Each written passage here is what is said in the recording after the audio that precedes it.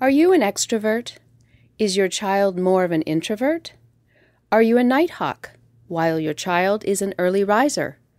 Temperament is a part of our inherited makeup, and it influences our behavior in our relationships with our children, our partner, and others. When parents understand their temperament traits and those of their child, everyone can benefit. This clip will introduce the concept of temperament, describe the different temperament traits, and identify the importance of the goodness of fit between you and your child's temperament. Hello, I'm Carol Krill-Russell. I'm an advisor to Invest in Kids on parenting and child development. I'm going to talk today about temperament, and I'm very excited to do this because I think temperament, knowing about temperament, helps parents be more effective parents, more than almost anything else you can learn about. So temperament is actually composed of what we call 9 emotional building blocks, and they're called traits, and they affect how you respond to life. I'll just mention them briefly, and we'll go into them in detail a bit later on. But the 9 traits are sensitivity, activity, emotional intensity, rhythm or regularity, adaptability, mood or positivity, approach withdrawal, persistence, and distractibility. Why are these traits important? Well, we're born with them. We see them beginning early in life. They affect how you act with others, your partner, your child, your coworkers. How permanent are they? Well, they stay with us over time, and we use them in different types of situations. They're biologically based. We know they run in families.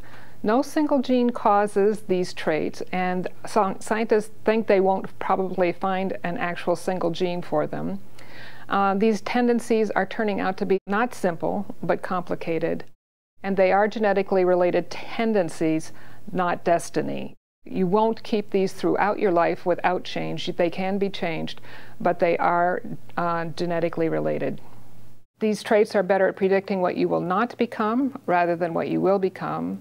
They appear in different degrees. Some are more dominant than others. Some appear in the very early years, others after age 5, and even others arrive in the teen years.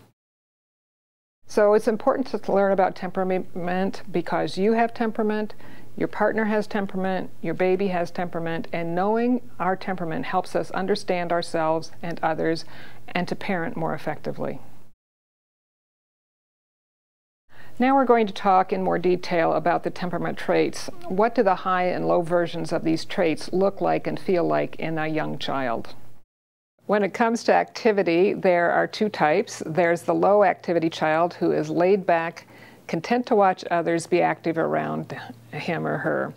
And then there's the high activity child. These children start out being the squirmers, and as babies they wave their arms and kick their legs and wriggle their bodies nonstop. There's the concept of adaptability. Children who are low in adaptability find it hard to move from one part of their day to the next. Those who are high in adaptability transition from one activity to the next with no problem. They accept your leadership and easily go from sleep to wake, from house to car, and from playtime to bath time. There's a trait called approach. Children who are low in approach are your shy children. They're very tentative in new situations, very uncomfortable in new situations. On the other hand, there are what we call high approach children. These children are very enthusiastic about new people and new situations. They seem very bold. When it comes to distractibility, some children don't easily stop what they're doing, no matter how enticing the distraction might be. These children are low in distractibility. The children who are high in distractibility are easily sidetracked from one thing to another. There are children who are mellow and calm, and we call these children low on intensity. The children who are high on intensity, these are your big responders. They squeal delightedly with happiness and they shriek with despair. When it comes to persistence, those who are low in persistence, they give up easily. When they're learning how to walk, if they fall down, they might not get up and try again for 2 or 3 days. Those who are higher in persistence, they continue to do what they want, even when they're faced with obstacles. And these are the children, when they're learning to walk, stand up, and when they fall down, they stand up again, and when they fall down, and they just keep going until they've got it mastered. There are some children who are serious and more difficult to please. We call these children low on positivity. They find it hard to have a positive attitude when they experience a setback. On the other hand, there are children who are just generally sunny and cheerful. That's their nature, and they're very resilient in the face of setbacks, and those are the children who are high on positivity.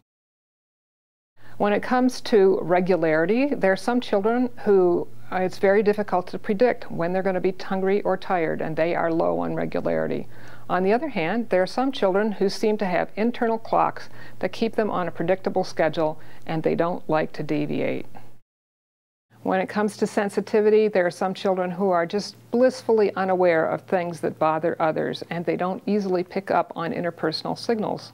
On the other hand, there are some children who are just super sensitive, and they react strongly to even mild lights, mild sounds, mild textures, tastes, and pain. These children are profoundly distressed by things like thunderstorms or wet diapers. There are some children who have a combination of traits, and that's what makes each child unique. And we're just going to cover for a few minutes here some typical combination of traits in children. There is the exuberant child. This child is loud, intense, and somewhat insensitive to the people that are around them. There is also what we call the highly reactive shy child. This consists of about 20% of children. These children are good in school, they're obedient, they're compulsive, they don't like to make mistakes, they're very predisposed to be anxious and worried.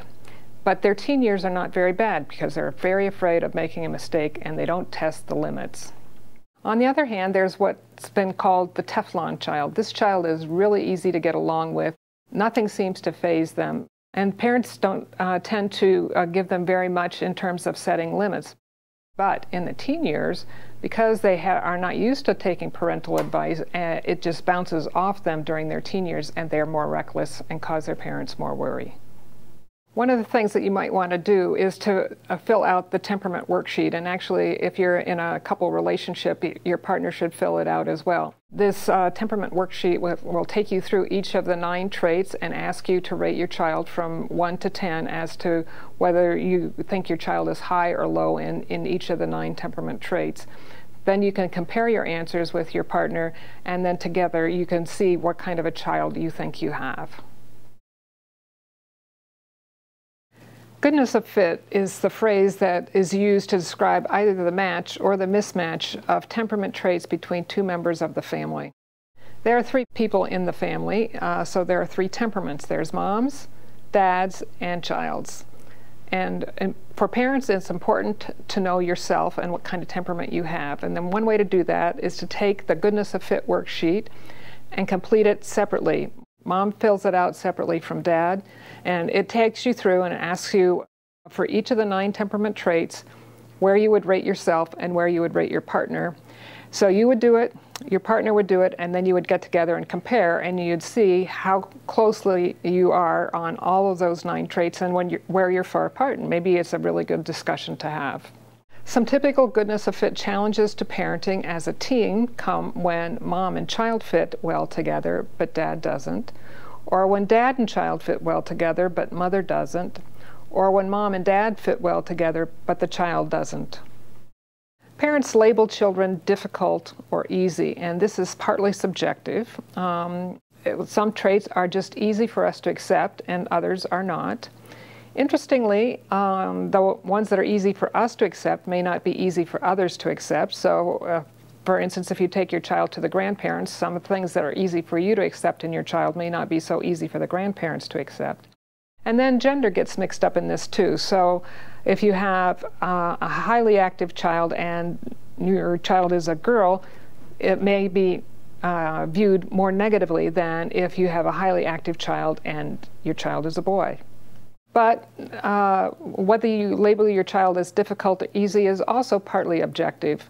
Intense, highly reactive children are much more difficult to parent. It's really difficult to listen to a child in distress, and anxious children are going to show a lot more distress than easygoing children. Remember, A lot of parenting is tied to the goodness of fit between your temperament traits, your partner's temperament traits, and those of your children.